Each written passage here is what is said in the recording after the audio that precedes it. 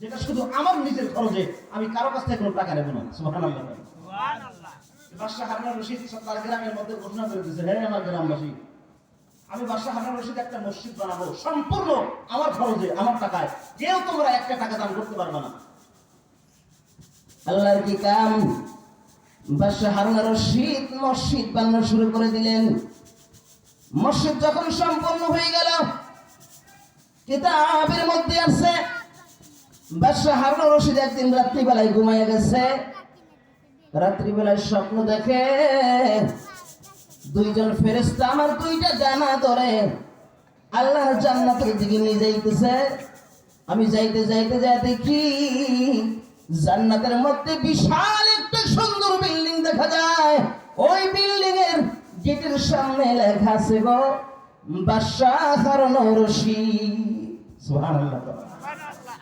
বাদশাহ হারুন রশিদ এই দৃশ্য দেখলেন। জান্নাতের একটা বিশাল বিল্ডিং এর মধ্যে গেটের সামনে লেখা আছে, এই বিল্ডিং এর সাথে বাদশাহ হারুন রশিদের নাম লেখা। বাদশাহ হারুন রশিদ বলেন, আমি সামনের দিকে তাকায় দেখি পাশে আরেকটা বিল্ডিং আছে। আমার মধ্যে এত সুন্দর বিল্ডিং, ওই বিল্ডিং এর মধ্যে কার যেন নাম লেখা আছে। আমি লক্ষ্য করে দেখি ওই বিল্ডিং এর মধ্যে একজন ব্যক্তির নাম লেখা আছে, তার নাম হলো আহমদ। সুবহানাল্লাহ। কিতাবের মধ্যে আছে বাদশাহ হারুন রশিদের যখন ঘুম ভেঙে গেল, স্বপ্নের মধ্যে ফেরেশতাকে জিজ্ঞাসা করলেন, তুই ফেরেশতা, বুঝলাম রে এই জান্নাতের মধ্যে এই বিল্ডিং এর গায়ের সাথে আমার নাম লেখা আছে, এই পাশের বিল্ডিং এ আর একটা কার যেন নাম দেখা যায়। ওই বিল্ডিংটা কার বিল্ডিং, কার জন্য বানানো হয়েছে?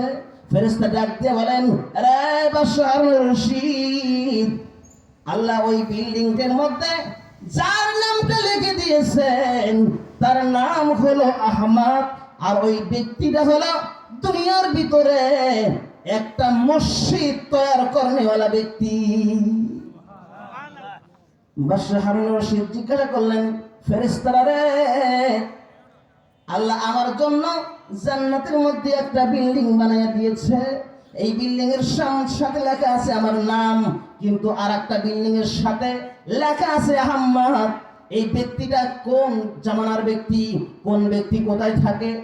ফেরেশতারা বললেন, আরে বাদশাহ হারুন রশিদ, এই ব্যক্তিটা আপনার জামানায় আপনার গ্রামের একজন শ্রমিক, যে মসজিদের খাদেম, মসজিদের রাজমিস্ত্রি, মসজিদের কাজ করে, ওই রকম একটা রাজমিস্ত্রির নাম তার পাশের বিল্ডিং এ তার গেটের সামনে তার নাম লেখা। বাদশাহ হারুন রশিদের ঘুম ভেঙে গেল। মনে মনে ভাবতেছে, কারণ কি?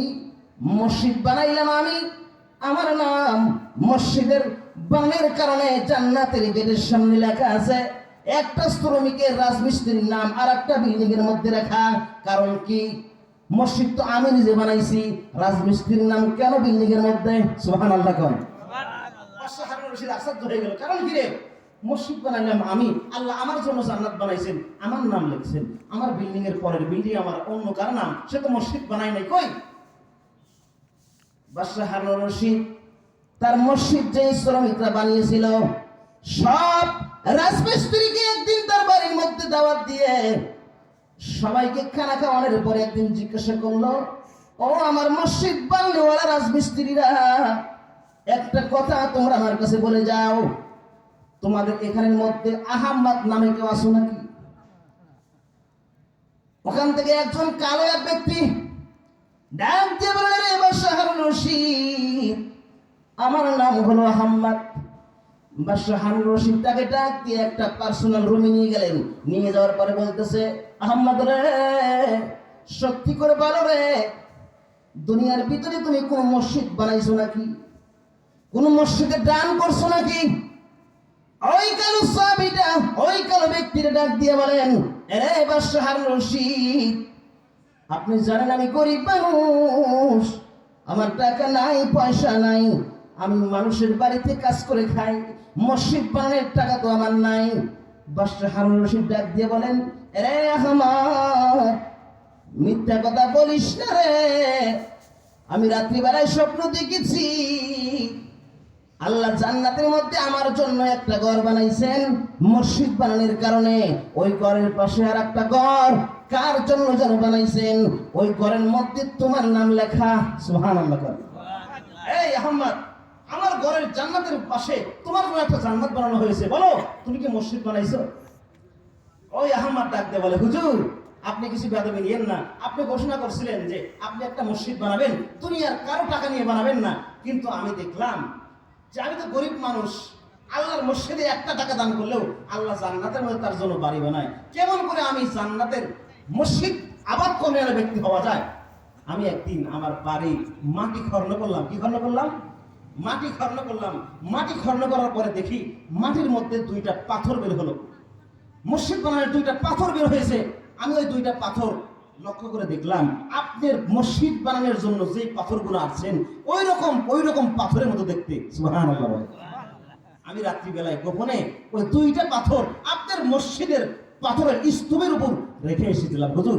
এছাড়া আমি আর বেশি কিছু করি নাই। বাদশা হারুন রশিদ ওই আহমদকে বুকের মধ্যে জড়াইয়া বললেন, আহমদ রে, দুইটা পাথর মসজিদে দেওয়ার কারণে আল্লাহ তোকে আমার মতো জান্নাতের মধ্যে একটা সুন্দর ঘর তোমার জন্য বানাইয়া দিয়েছে। সুবহানাল্লাহ। সেই জন্য সকলেই কেউ আমরা বাকি থাকবো না। এই মসজিদ আবাদ কর্মওয়ালা ব্যক্তি, মসজিদ খেজমত কর্মওয়ালা ব্যক্তি জান্নাতের মধ্যে একটা ঘর পাবে, এটা এই ঘরটা আমরাও চাই। কি বলেন, চাই না? সেই জন্য সকলে কেউ বাকি থাকবেন না। আলোচনা ঢোকার কোনো সুযোগ নাই, দান করতে মানে কালেকশন করতে হবে, বুঝতে পারেন।